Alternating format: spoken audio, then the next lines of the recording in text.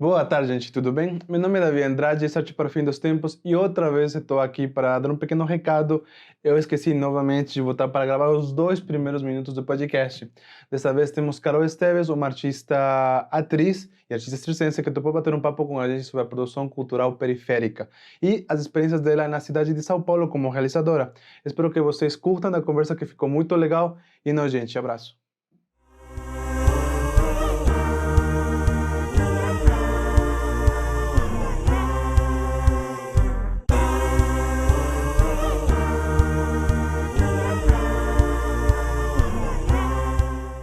Isso é o mais interessante, assim. E é muito divertido você jogar com outras pessoas, conhecer, brincar, estar em contato com o público. Isso é o mais divertido. Mas por como foi esse processo? Porque eu tenho entendido que, especialmente de todas as artes teatrais, a palhaçaria que mais requer, tanto fisicamente quanto emocionalmente, esse contato e se entender a si mesmo. Como que é para um artista começar nesse processo muito específico da palhaçaria? Como que você estuda atualmente? Como que é o teu processo criativo? Uhum. Primeiramente, eu sou atriz, né? E a partir daí eu fui descobrindo um pouco o mundo circense, a acrobacia. E dentro da acrobacia eu fui descobrindo a acrobacia cômica e descobri a palhaçaria. Então foram vários caminhos assim que foram me interessando, né? Que eu fui curtindo estudar a palhaçaria. E eu esqueci a pergunta, desculpa. Como que é, tipo, esse processo criativo? Porque não é uma... Quando você começa a estudar atriz, ou pelo menos quando você começa a estudar atuação mesmo, o foco não vai para aquela acrobacia, sabe? Aquela parte física. Eu vi que no Trupé mesmo das Manas, vocês têm um nível de exposição física, tipo, de movimentações bastante físico, assim. Sim, sim. Como que é esse processo criativo? Como vocês decidem, tipo, o que vocês vão fazer? Isso do físico tem muito a ver com a máscara também, né? Quando a gente estuda qualquer tipo de máscara, por exemplo, a comédia dell'arte, ela tem uma disponibilidade que você tem que estar ali fisicamente. Por exemplo, na comédia dell'arte, cada personagem dentro dessas máscaras, assim, eles têm um tipo corporal físico, né? E dentro da palhaçaria a gente estuda um pouco disso também, mas ela parte de um outro lugar. Por exemplo, na comédia dell'arte, cada máscara tem o seu caráter, o seu registro físico de corpo, né? Na palhaçaria, você que tem que descobrir o seu registro, como você se sente confortável. Às vezes, eu digo que tem esse contato consigo mesmo, porque você explora lugares que, às vezes, por exemplo, eu ando muito com o joelho para dentro. E aí, na palhaçaria, quando eu vou estudar, quando eu vou tentar perceber essas coisas, aí a minha palhaça, por exemplo, vai andar com o joelho mais para dentro ainda, vou esgarçar isso até ser engraçado, por exemplo. Sabe? É usar um pouco das suas características para ir a favor ou até mesmo contra. Se eu, Carolina, ando com o joelho para dentro, às vezes a minha palhaça anda com o joelho totalmente para fora, sabe? Então, é esse lugar de pesquisa que a gente vai tendo dentro da escola da palhaçaria que vai te ajudando a ver os seus lugares que você está confortável com o seu personagem, com o seu caráter. O que você acha que a sua máscara, que o seu nariz vermelho gostaria de andar, sabe? Então, por isso que é um estudo muito psicológico e físico andando juntos, assim, de mãos dadas. E tu personagem dentro da trupe mesmo, como que tu foi escolhendo aquelas características especificamente? Como que se formou? Eu não lembro do nome do personagem, aquele que é vermelhinho. Sim, a Qual Barnabeia. Barnabeia. Isso. Por que Barnabeia? De onde veio o nome? Então, isso também faz parte do processo, assim, né, do estudo que eu tive antes até mesmo de conhecer a trupe, né, da gente formar a trupe Las Manas. O personagem existia antes de você entrar na trupe? Isso, sim. E aí, parte do processo, né, é você escolher o nome da sua palhaça. E aí eu pensando aqui, nossa, qual que é o nome da minha palhaça e tal, aquele coisa, cabeção, né, de pensar e pesquisar e tudo mais. E um certo dia eu tava viajando, assim, e eu vi uma placa escrito Barnabé, que era uma cidade de Barnabé, e o caminho. Aí eu falei, nossa, Barnabé, e se transformar isso em feminino, como que fica? Aí ficou Barnabeia. E aí eu acabei pegando esse nome, assim, faz anos que eu já tenho esse nome e gosto de mantê-lo. E como tu foi escolhendo os traços, as características dessa personagem especificamente? Isso veio muito com o estudo da palhaçaria, também com a pesquisa, né? Cada dia ia pesquisando e andando de formas diferentes, pensando, né? A gente tinha uma pessoa que entrevistava, por exemplo, você, e você ia respondendo de nariz, como sua lógica ia pensando, entende? E ainda pra mim veio num lugar de que dentro da palhaçaria a gente tem um pouco a relação de Branco e Augusto. Branco e Augusto? Isso. Branco e Augusto? O branco normalmente é sempre a pessoa de autoridade, é a relação de dupla entre os palhaços, né? É a autoridade. É como você e tua irmã, né? Os personagens nesse sentido? Isso, exatamente. Aí o branco é a autoridade, é a escada que a gente chama também, né? Que é a piada em cima dele. E aí tem o Augusto, que é o bobo. Tem aquela pessoa besta, assim, né? Você olha e fala, meu Deus, o que tem na cabeça desse ser? E aí teve também esse processo de descobrir se eu sou um pouco mais branca ou um pouco mais Augusta. E aí a Barnabé, em específico, dentro da Trupe Las Manas, inclusive, ela é a mais Augusta, assim, ela é a mais boba, a mais idiota de todas as outras. E aí, dentro dessa bobeira, eu fui tentando descobrir como passar isso no meu corpo, como passar essa bobeira no corpo, na lógica, que as respostas dela diziam, sabe? Tentar brincar um pouco com isso, assim, de ser a mais besta. Como você trabalha da fisicalidade? Vocês se gravam ou se vocês mostram uma para a outra? Como é esse processo de vocês irem construindo as relações que vocês têm? Porque eu lembro assistindo a peça de A Trupe das Manas no Fim do Mundo, que tem essa talvez coreografia que vocês montam. Como é que é esse processo de criação? A gente já passou por vários processos dentro da trupe, né? O primeiro que a gente teve o auxílio de uma orientação cênica, que foi do Marcos Nascimento, e aí ele que nos provocava nas pesquisas, né, de andar, de lógica, ele que fazia às vezes essas entrevistas, né? Então a gente se descobriu como grupo muito através disso, né? Quem era a mais besta, quem era a mais autoridade, a mais espertona, né? Através disso, assim, então a gente tinha essa ajuda.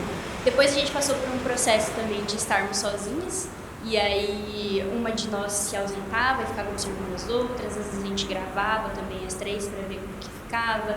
A gente tem algumas coreografias também que a gente montava achando que, acho que isso aqui vai ficar legal. A gente gravava e falava, acho que essa parte aqui a gente pode mudar e tal. E também no Apocalipse, que é o Las Manas do Apocalipse, o espetáculo que a gente fez, a gente contou com a direção da maravilhosa Gabi Zanola, que é uma parceiraça nossa, assim, ela está orientando o processo também e dirigindo esse espetáculo. E por orientação dela também a gente foi criando como posso dizer, esse desenho cênico, né? Essa geografia de palco, tudo que a gente faz, as coreografias, né, de cena. Ela via e orientando a gente, nossa, se é tal coisa, talvez seja mais interessante e tal, dirigindo um pouco, né? E orientando a gente. Mas também, antes a gente teve o processo de dramaturgia, né? Escrever a dramaturgia. Esse processo de escrita é de vocês? Vocês que escrevem ou como que funciona? Porque é uma história complexa, porque, tipo, eu também queria saber como que vocês criaram esse conceito de depois do que o mundo acabar, tipo, a certo ponto vocês falaram, não lembro onde que eu li, mas era uma premonição do que ia acontecer. Como que foi isso? A gente tem uma dramaturga dentro da trupe, que é a Tessia Ferreira, né? Me fala qual das três, porque eu só lembro das cores, sabe? Sou muito ruim de nome. É a que interpreta a Fricota, que é a de azul, que faz a minha irmã no espetáculo, né? Ela é bem parecida comigo, inclusive. Tipo, são assim irmãs mesmo. E é muito engraçado, porque a gente tem o mesmo sobrenome. Eu também sou Ferreira e ela também é Ferreira. Então a gente às vezes brinca. Mas então, ela é a dramaturga da companhia, assim. Então, esse que é o Las Manas do Apocalipse, ela escreveu a dramaturgia inteira antes da gente fazer. Óbvio que a gente construiu juntas, né, a história, o que a gente queria apresentar, sobre o que a gente queria falar. Tudo a gente tinha o conceito antes e ela pegou tudo isso e colocou no papel. Porque a Tessia, ela é escritora, né? Ela é autora de um livro já. E também foi uma experiência nova para ela fazer uma dramaturgia, né? Então, essa foi a primeira dramaturgia que ela escreveu e deu muito certo. Não, claro. Sim, e também algumas coisas, por exemplo, isso do pós-apocalíptico, né? A gente tem aquela figura futurística que é aquelas pessoas totalmente craqueladas, né? Que essa figura que vem o futuro ainda do que está acontecendo no espetáculo, né? Isso foi um conceito dela, assim, que estava na dramaturgia, e a gente foi pensando em como colocar essa figura futurística. Visualmente, o espetáculo que vocês gravaram tem uma qualidade, uma complexidade dramática além do normal. Tipo, não é É muito comum ver peças gravadas, que são literalmente peças gravadas, mas o seu foi além disso. Esse foi um processo que vocês criaram juntos? Vocês já sabiam que iam fazer uma gravação ou a peça já nasceu como uma peça mesmo teatral? Então, esse foi uma coisa que surgiu devido à pandemia, né? Certo. Que foi uma coisa um pouco triste, mas também nos possibilitou outras coisas, né? Outras possibilidades. Porque a gente escreveu esse projeto do Las Manas Apocalipse, ele foi contemplado pelo VAI, Certo. pelo VAI 1 A gente de também foi 2020. contemplado por VAI. VAI, programa VAI, maravilhoso, adoro o VAI. E esse foi contemplado pelo projeto de 2020. E quando a gente escreveu, não existia pandemia, né? Porque a gente escreveu o projeto em 2019 e ele foi contemplado em 2020, enfim, né? E quando a gente foi contemplado, a gente viu que passamos, tudo mais, foi uma festa, mas também a gente foi pega pela pandemia. E agora, como que a gente faz, né? Porque era para ser um espetáculo totalmente presencial. Para a gente circular em casas de cultura, apresentar para todo mundo. E esse foi um desafio que a gente teve que fazer desde o começo do projeto e na nossa organização de grupo, assim, juntamente com a produção, né? Vocês decidiram, tipo, imediatamente, sabendo que vai ter a pandemia, vocês já se adaptaram diretamente? Como que foi isso? A gente teve muita reunião, isso foi o principal, o diálogo entre nós, para saber o que a gente queria fazer, assim, né? Porque apresentar já não era mais uma possibilidade, né? Apresentar presencialmente, porque a gente estava na fase vermelha, não podia mais ter Bem no nenhum começo contato. da pandemia, quando tudo explodiu. Exatamente. A gente estava em lockdown, né? Quarentena.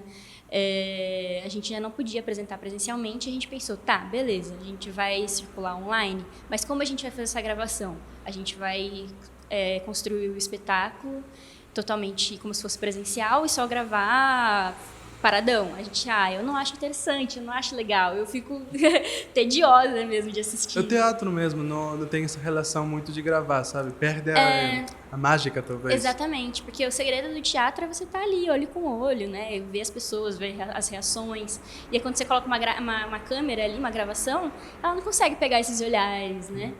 E por isso que a gente, na verdade, quando começou a pensar em gravar, a gente falou, não, a gente quer uma gravação dinâmica, a gente quer que tenha contato com a câmera, que o público consiga ver close, por exemplo, sabe, das palhaças. Então, a gente pensou em adaptar esse teatro para o audiovisual, que foi uma pesquisa totalmente nova, assim, né? Isso, a gente não fazia a menor ideia de como fazer. E aí a gente entrou em contato com uma equipe audiovisual que já estava prevista no projeto, né? Mas até então era só para a gente ter uma gravação parada ali. Registros normais, né? Registro, exatamente. Porque às vezes quando a gente vai concorrer a algum festival ou vai vender o espetáculo, a gente precisa de uma gravação, né? Claro. Então a gente ia só chamar uma equipe audiovisual para gravar uma das apresentações. Mas aí, na verdade, essa equipe audiovisual, ela veio como... Com tudo. Com tudo, assim, parte do projeto, né? Porque era essa equipe audiovisual que ia fazer toda a diferença para ser um projeto, um espetáculo interessante para quem está assistindo. Claro, um produto audiovisual, realmente, tipo, focado para o audiovisual. Exatamente. Voltando um pouquinho para as manas, como nasce Las Manas? Por que Las Manas, sabe? O Las Manas, na verdade, surgiu de uma expressão que a gente usa muito, né? A gente sempre quis trabalhar a palhaçaria feminina e a gente sempre se chama muito de mana. Ai, mana, pega tal coisa pra mim. Ai, mana, faz tal coisa, não sei o que lá, né? E conversando, assim, entre amigas e se chamando de manas, né? E até que surgiu o Las Manas. E ainda tendo em consciência, assim, que somos de um país da América Latina, né? A gente inclui muitas músicas latinas dentro dos espetáculos, né? A gente faz muita questão disso. E aí surgiu Las Manas. Como foi o seu primeiro processo como coletivo, realmente? Vocês pensaram, a gente vai montar isso aqui? Como que foi? Uhum. Eu e a Lídia, que é a de amarelo, que faz a Abigail, a gente já estudava juntas, a gente estudou numa oficina cultural em Mauá, e a gente estudou palhaçaria. E o nosso jogo era muito gostoso, assim, a gente se dava muito bem. Tinha uma relação muito legal entre as palhaças. E a gente falou, Partindo, tipo, encantando um pouquinho, como você sabe se você tem esse jogo entre atores? Como você se reconhece nisso? Testando. É puramente na prática, né? Por exemplo, nessa escola que a gente fazia, nessa oficina, assim, Tinham várias outras pessoas na turma e sempre que a gente se encontrava para jogar, dava muito certo, eu e a Lídia, né? E acabou o processo, a gente apresentou uma mostra final ali, que era um alto de Natal de palhaças e palhaços. E a partir disso a gente falou, não, vamos começar a trampar juntas, né? Deu tão certo a gente estar juntas, trabalhando e tal, e nossa relação foi tão boa, então vamos começar a transformar isso em trabalho, transformar isso em dinheiro, né? E profissionalizar isso. Essa é uma parte que muitos coletivos e muitos artistas não conseguem perceber, que se juntar dá essa potência para conseguir lucrar realmente do que a gente faz, né? Sim. Mas continua. Vocês já estavam juntas, daí como que foi o pulo para o primeiro projeto, assim? Então, aí a gente tinha um amigo em comum, que foi o Marcos Nascimento, né, que nos orientou já numa pesquisa.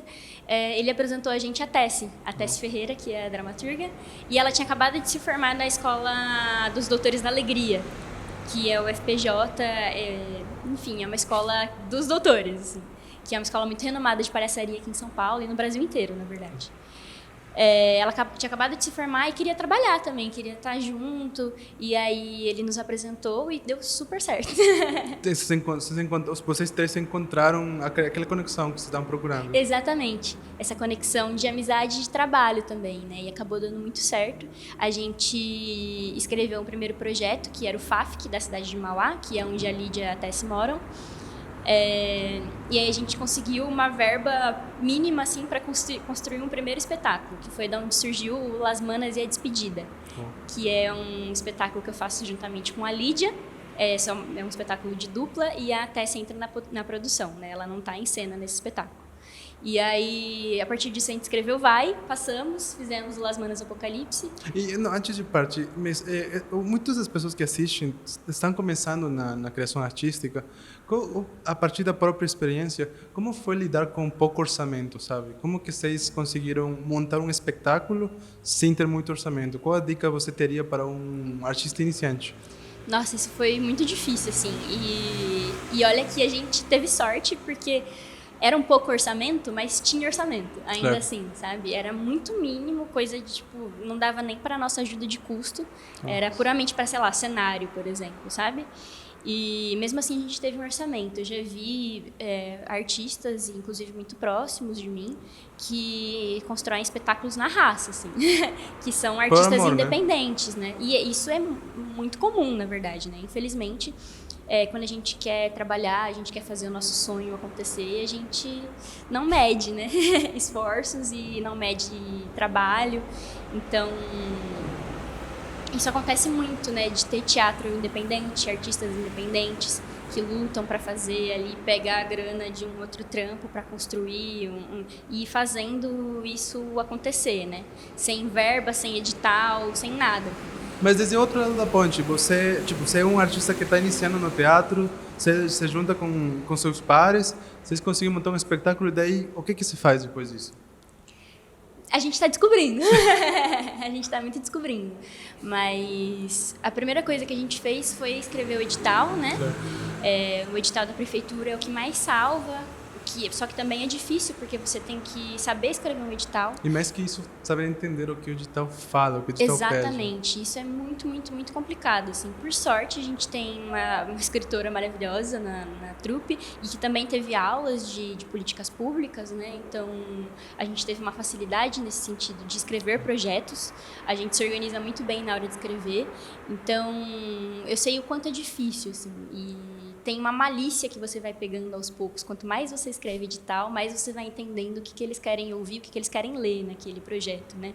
Então... Eu quero decantar nisso um pouquinho, te perguntar, tu sente que eu falo sempre isso, uma coisa que eu repito muito, sobre a consciência de classe, de que a gente, mesmo dentro da Secretaria de Cultura, a gente é categorizado como uma classe social específica. Sim. Você sente que, como artistas periféricos, somos categorizados, vaga a repetição, como artistas de segunda classe que precisam uma mão, sabe? Você sente essa sensação quando vocês estão fazendo os processos em si mesmo? Sim, com certeza. E acho que foi por isso também que o Vai nos abraçou com tanto com tanto gosto, assim, porque o VAI é uma política pública que é destinado justamente para artistas periféricos, né? Mas ao mesmo tempo existe uma dificuldade para entrar em outros editais, um PROAC, um Fomento, né? Que são projetos maiores. Aí você sempre vê as mesmas pessoas pegando os mesmos projetos, né? Que são pessoas que já têm estrutura, que já têm dinheiro, que já têm um grupo consolidado, né? Então... Não sei se você concorda comigo, mas estudando já para o PROAC, é bizarro porque as coisas que eles pedem mesmo parece que são destinadas para o grupo que já faz, sabe? Não tem essa sensação estranha de que você nem sequer pode tentar, porque você já está jogado de fora. Não é bizarro isso? Mas enfim, continua. Vocês montaram seu primeiro espetáculo e daí foram para o Duvai. Como que nasceu o conceito do Duvai, do pandêmico mesmo? O Apocalipse? O Apocalipse. É engraçado, né? Porque, como eu disse, a gente pensou em construir o espetáculo Las Manas do Apocalipse antes da pandemia. Certo. Então, a gente já queria falar sobre desastres ambientais, sobre desastres sociopolíticos, assim, né? Sobre desigualdade de gênero. Tudo, a gente tinha esse discurso, e tem ainda, né? De que tudo que está acontecendo de ruim no Brasil e no mundo, se a gente continuar desse jeito, ele vai desaguar no apocalipse. Esse é o discurso do espetáculo, assim, né? Como artistas, vocês ainda têm essa consciência? É tipo uma coisa que a gente vai... já é no 6º episódio, todo mundo está com esse fatalismo, realmente. Vocês sentem essa sensação de fatalismo para o que vai acontecer no futuro? Vocês continuam com essa sensação? Sim. Infelizmente, sim. A gente tenta ter esperança sempre, né? Mas é muito difícil, estando no governo que a gente está, com pessoas que são complicadas, né? E digo também para além, quando a gente fala do discurso do apocalipse, também vem muita questão ambiental, né? E a gente não tem consciência nenhuma, assim, e digo me incluindo, né? O tanto que a gente gasta de água, de lixo, para onde o nosso lixo vai, né? E o tanto de desmatamento que está acontecendo por aí, o massacre com os povos indígenas, né, que tanto protegem as nossas terras. Então, tudo isso, se a gente continuar desse jeito que está, vai desaguar no apocalipse, assim, porque é isso, a gente não vai mais ter água, a gente não vai mais ter árvore, sem água a gente não tem sobrevivência nenhuma. Claro, mas continuamos. Voltando para... Vocês já sabiam que vocês iam ter que adaptar o processo? Vocês chamam a equipe. Como foi o processo de gravação? Vocês já tinham gravado antes algum espetáculo? A gente nunca tinha gravado nada.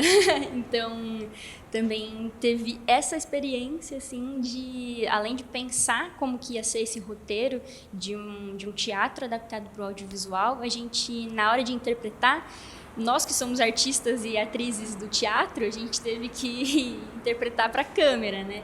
Tudo que a gente ia triangular, a gente tinha que triangular sempre para a lente da câmera. E foi um desafio, porque também a gente trabalha com piada, né? A gente é palhaça, então não algumas tem piadas... aquela volta, né, do público. A gente espera o retorno das risadas, né? E por mais que tinham algumas pessoas ali da produção, né? Como a direção, a sonoplastia e todas as mulheres que estavam envolvidas nesse projeto, elas também não podiam fazer muito barulho para não interferir na gravação, né? Então a gente buscava um pouco dos olhares que estavam ali, mas a gente tinha que olhar sempre para a câmera. Vocês já pensaram em botar aquelas risadas falsas? Vocês pensaram nisso, nesse processo? Sim, inclusive tem uma cena específica dentro do espetáculo que é o que a gente faz um programa de televisão. E separa, né, de tudo o resto. Assim. Exatamente. A gente fala, vamos colocar umas risadas em off, umas vaias, uma musiquinha, assim, para dar bem essa cara da televisão também. Até mesmo essa crítica, sabe? Dentro do sistema televisivo. Já com o projeto gravado, foi para além do que vocês esperavam a produção? O curta, a média-metragem foi para além? Abriu algumas portas? Como que foi? Porque vocês não esperavam criar aquele projeto, aquele curta-metragem, média-metragem. Como que foi isso? Foi um lugar específico? Sim, a gente acabou tendo É engraçado dizer, né? Porque a produção em si foi para um outro lugar que a gente não imaginava. Além do registro audiovisual, né, da produção e do produto que a gente teve no final do projeto, a nossa produção ainda de pessoas com quem a gente contava, de colaboradoras que estavam à nossa volta, foi para além. A gente achou que a gente ia contratar e dar uma ajuda de custo para pessoas que iam nos ajudar com o nosso trabalho, mas a gente descobriu parceiros, na verdade parceiras, muito maravilhosas, né? A gente conta com uma ficha técnica inteira feminina nesse projeto, que a gente colocou no projeto justamente que a gente queria contar com uma ficha técnica inteira feminina, fortalecer o trabalho de mulheres artistas, mulheres que estão começando a entrar nesse meio da arte também, às vezes da iluminação, da sonoplastia, da produção, da direção. Todas as pessoas que a gente conta nesse projeto do Apocalipse, que a gente contou, de certa forma, foi inédito para todo mundo. Foi a primeira produção sozinha, foi a primeira direção, foi a primeira sonoplastia sozinha, foi a primeira iluminação. E para a gente também foi a primeira gravação e nosso primeiro projeto grande, assim. Então, foi muito gostoso poder fortalecer todas essas mulheres, assim, e essa rede de minas e manas super potentes. E também a produção audiovisual, assim, a gente conseguiu alcançar lugares, como eu estava falando, inclusive, para a Cristina um pouco mais cedo, que a gente conseguiu alcançar pessoas do Japão, por exemplo. Depois a gente pegou as estatísticas ali do Facebook, né, que é onde a gente lançou o vídeo e lançou o ao vivo ali do espetáculo, e a gente conseguiu alcançar lugares que a gente não teria conseguido presencialmente. Então isso foi um fator muito bom do online, assim, e desse teatro gravado e exibido ao vivo nas plataformas digitais e nas redes sociais, né. A gente alcançou outros estados, outros países, outras cidades também. E isso foi muito gostoso. Agora que vocês já tiveram essa experiência do teatro gravado, vocês ainda, já voltando, né, agora no mundo pós-pandêmico, que já tem algumas permissões, vocês planejam voltar a gravar algum espetáculo ou vocês já voltam ao presencial para sempre, assim? Olha, eu arrisco dizer que é presencial para sempre. Foi uma experiência muito gostosa ter gravado e óbvio que a gente não vai abrir mão disso, né? Porque como eu falei, todo espetáculo que a gente constrói e vai continuar construindo, a gente vai ter uma gravação e quem sabe a gente pode realmente exibir uma das apresentações online, né? Justamente para alcançar pessoas que a gente não alcançaria presencialmente. Mas a gente gosta mesmo de fazer o presencial, o olho no olho, o toque, a risada. O improviso, né? Às vezes quando alguém interfere na cena, você tem que lidar com aquilo. É muito mais legal e gostoso, assim, é o que a gente gosta mesmo de fazer. Maravilha. Agora eu queria falar um pouquinho sobre o documentário que vocês têm. Por que vocês fizeram um documentário? Como nasceu o conceito? Por que registrar? Um documentário em si mesmo é o seu processo do Trupé, né? Como que nasceu a ideia?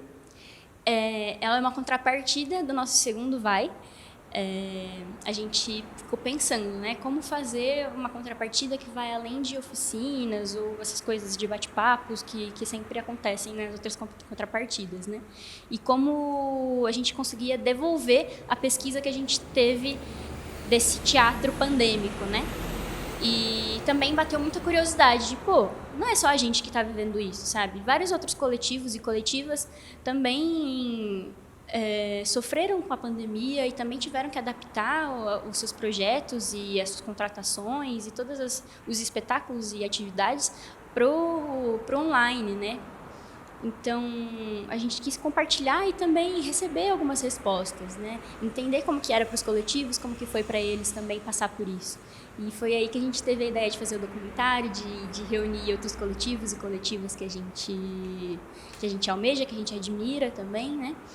Para dar uma entrevista pra gente. E eles super toparam e foi uma conversa, assim, deliciosa. Foi uma produção bastante grande, né? Tipo, é bem complexo o documentário. Agora, falando diretamente sobre coletivos em si mesmo, como vocês se organizam como grupo? Vocês têm discussões, reuniões? Como é o seu processo? A gente tem uma organização muito boa, que funciona muito bem. E isso desde o começo do nosso processo como Trupe Las Manas, e foi uma coincidência, porque só eu e a Lídia a gente se conhecia, né? A Lídia conhecia um pouquinho a Tessia, eu também conhecia um pouco, mas nada muito próximo, né? Então, quando a gente formou o grupo, foi meio na caruda, tipo, vamos trabalhar. E desde o começo deu muito certo, e a gente se organiza de uma forma que funciona muito bem em três também. A gente sabe muito bem também como otimizar as nossas habilidades naturais e pessoais, assim. A Tessie, por exemplo, é escritora, então ela escreve nossos projetos, né? Ela redige algumas coisas pra gente.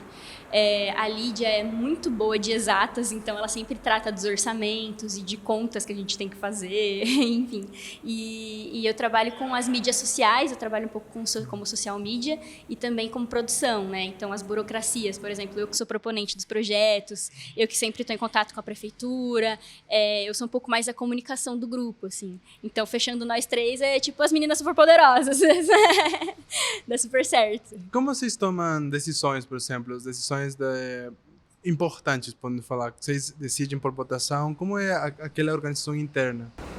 É sempre dialogando muito, né? Sempre que a gente tem que decidir alguma coisa, mesmo que seja algo besta, a gente decide em coletivo, né?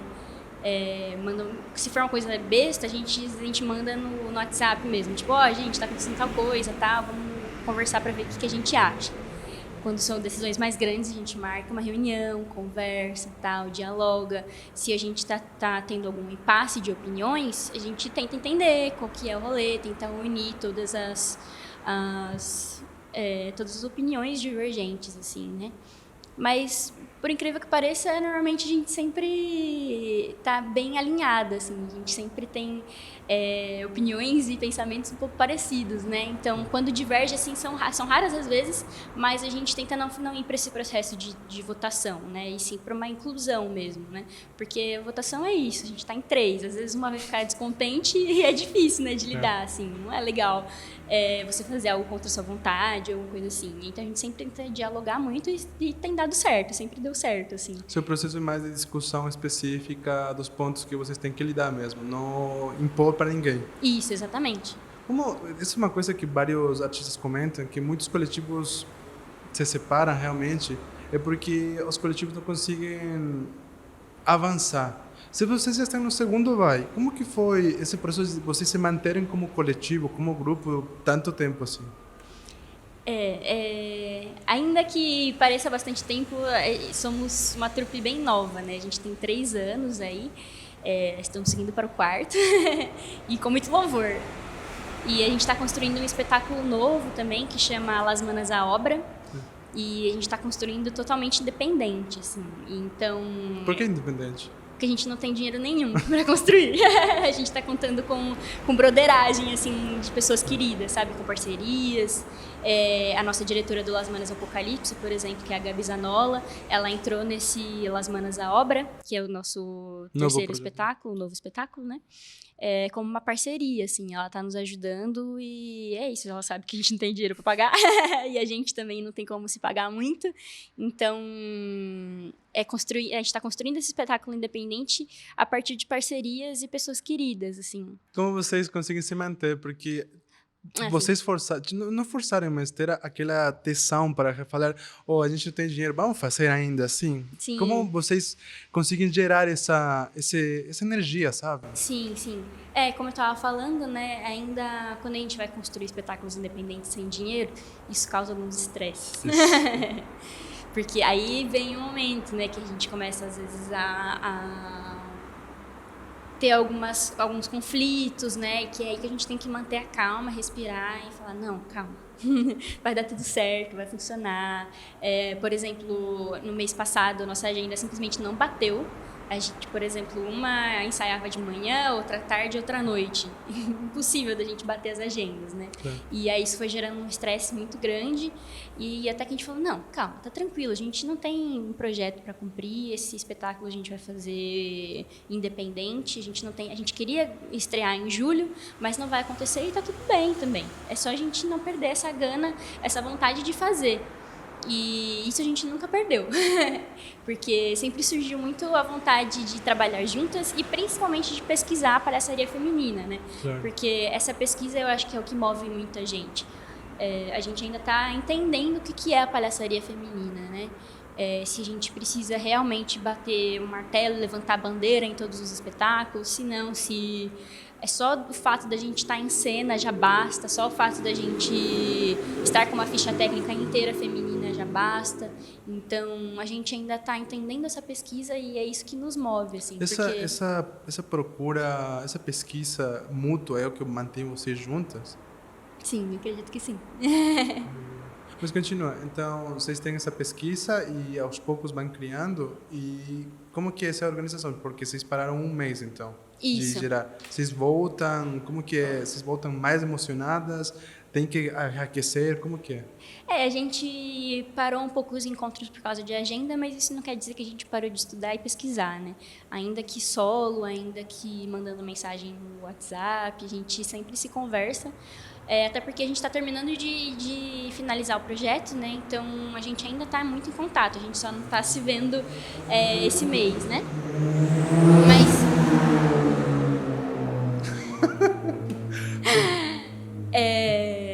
Mas ainda assim essa pesquisa nos move, assim, é o que a gente gosta de trabalhar, né? A palhaçaria feminina e é o que a gente está tentando entender como funciona. Claro. Fora dos editais, dos projetos que vocês estão fazendo agora, você estava me comentando antes sobre o PROMAC, né? Como que está sendo esse processo? O PROAC a gente escreveu, mas ainda... O PROMAC. O PRONAC. PRONAC, desculpa. É que esse é um projeto meu solo, né? Claro. Que não está envolvido com a Trupe Las Manas, né? Não digo nem solo porque estou contando com outras pessoas, né? Que também fazem parte da palhaçaria e desse mundo de São Paulo.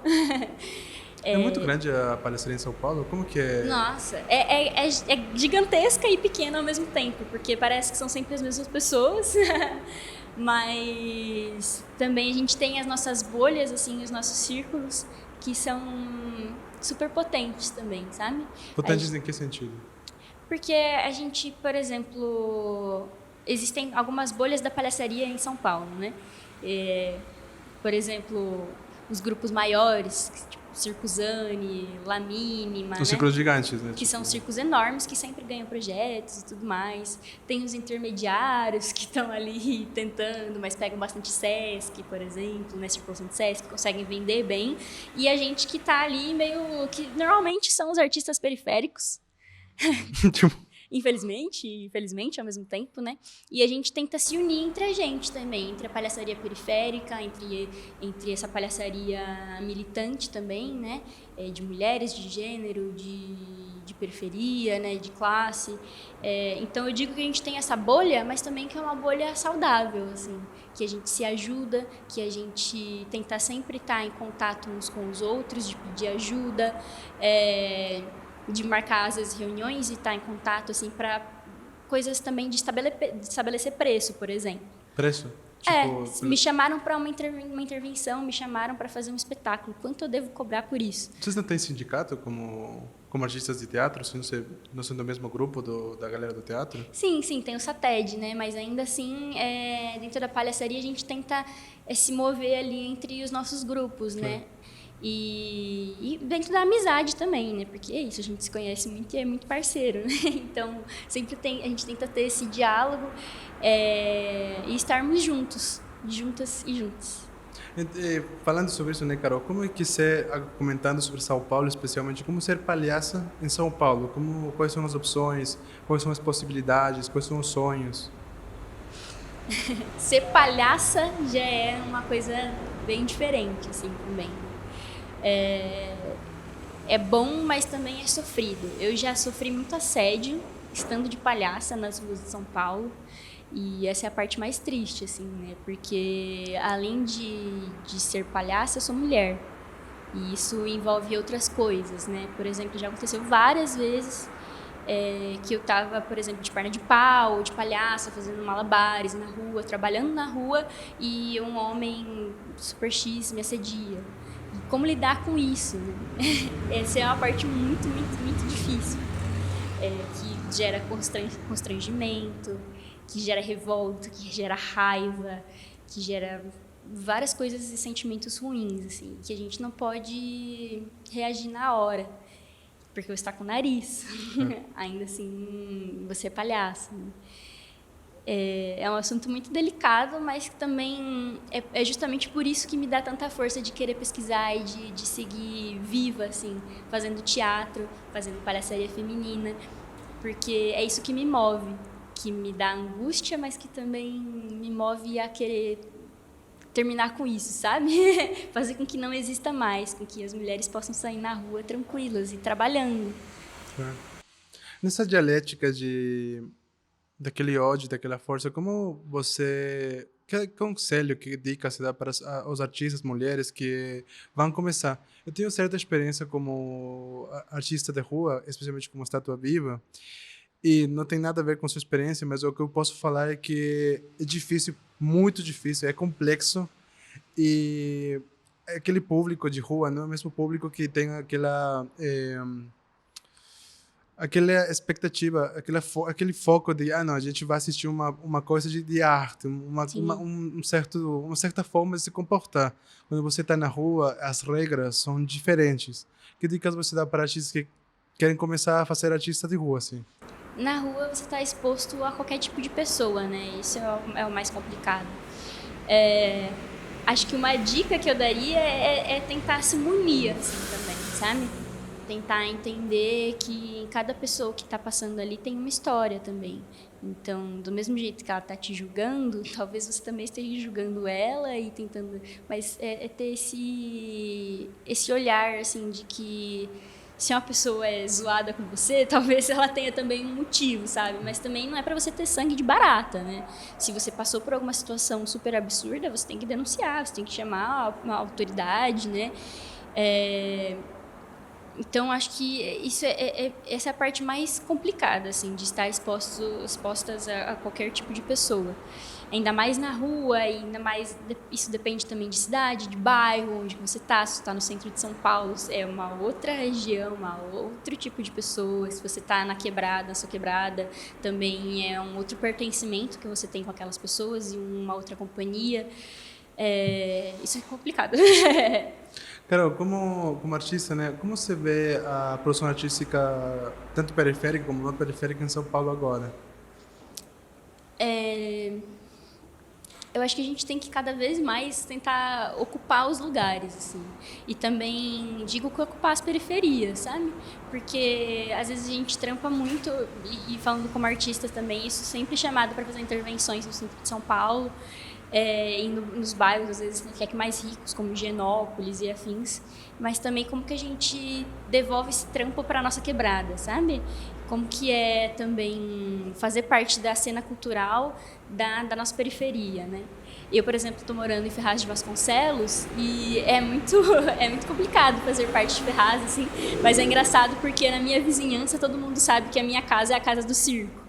E é nesse momento que, assim, eu me sinto muito mais próxima das pessoas, sabe? E consigo contribuir também com a galera ali da minha cidade, sabe? Do meu bairro, dos meus vizinhos. Como ter essa troca. Tu te considera artista periférica? Como tu te enxerga você mesma como artista agora? Porque eu sinto que muitos dos artistas que estão começando têm que se descobrir aos poucos, realmente saber quem eles são, o que eles querem fazer. Você mesma, como tu enxerga a Carol agora? Já com a experiência que tu tem agora. Sim, eu acho que antes de tudo eu me enxergo uma palhaça mulher. Essa é a minha bandeira, assim, e é o que eu levanto. Mas ainda assim eu não posso excluir as outras coisas que eu sou, né? Que é isso, eu moro numa periferia, o que é isso, né? Como é ser palhaça, como é ser artista nesse lugar também. Mas a minha pesquisa mesmo é em cima do gênero e da feminilidade. Da hora. Agora, para fechar, Carol, me fala teu sonho, o que tu espera, o que tu quer fazer, qual é o teu objetivo agora, assim? O meu sonho é poder trabalhar muito sem preocupações, assim, né?